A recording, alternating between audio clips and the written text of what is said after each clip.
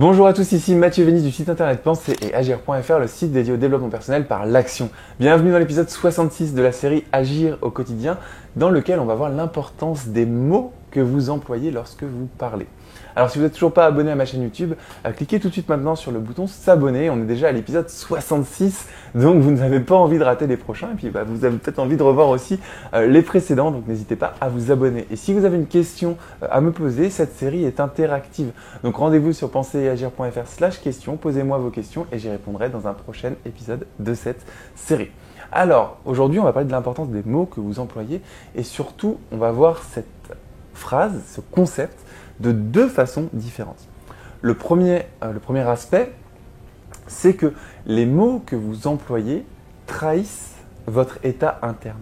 Vous pouvez savoir ce qu'une personne pense ou l'état émotionnel interne d'une personne par rapport aux mots qu'elle emploie.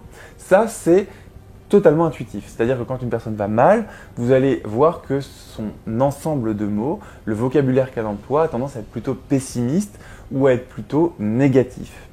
Et si une personne est heureuse, si une personne est pleine d'entrain, est motivée, agit au quotidien, eh bien, elle va avoir tendance à employer des mots qui sont positifs, des mots qui sont proactifs, des mots qui font avancer et vous allez ressentir dans les mots, dans la sémantique des mots que cette personne emploie, dans le sens des mots que cette personne emploie, que cette personne est heureuse.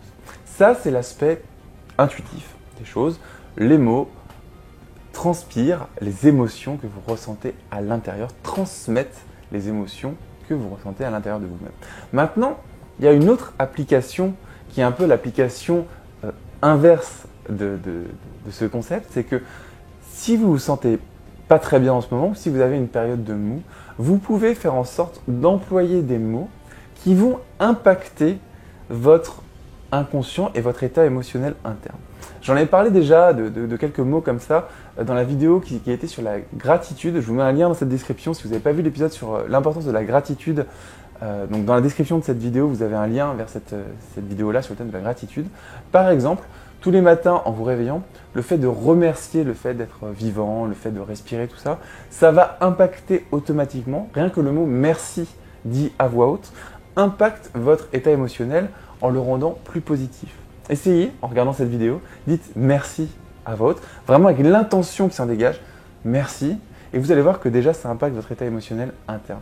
Et on peut aller beaucoup plus loin, c'est-à-dire qu'en changeant certains mots, j'en ai parlé aussi dans une précédente vidéo sur la thématique de l'échec. Je vous mets aussi un lien dans la description de cette vidéo sur les échecs.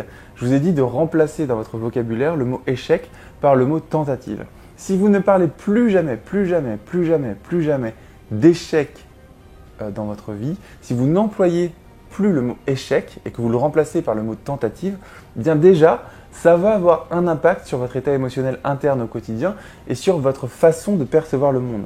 Vous ne percevrez plus des échecs, vous direz que tout échec n'est qu'une tentative qui n'a pas abouti. C'est un autre exemple. Et ce que je vous demande, le conseil concret de cette vidéo, c'est d'étudier un petit peu les mots que vous employez. Essayez de vous écouter. Par exemple, dans l'heure qui va suivre cette vidéo, lorsque vous allez parler avec quelqu'un ou lorsque vous allez mettre en marche votre dialogue interne, c'est-à-dire la petite voix qu'il y a dans votre tête, essayez d'écouter les mots, essayez d'isoler les mots, les concepts que vous vous dites à vous-même ou que vous employez lorsque vous parlez avec quelqu'un.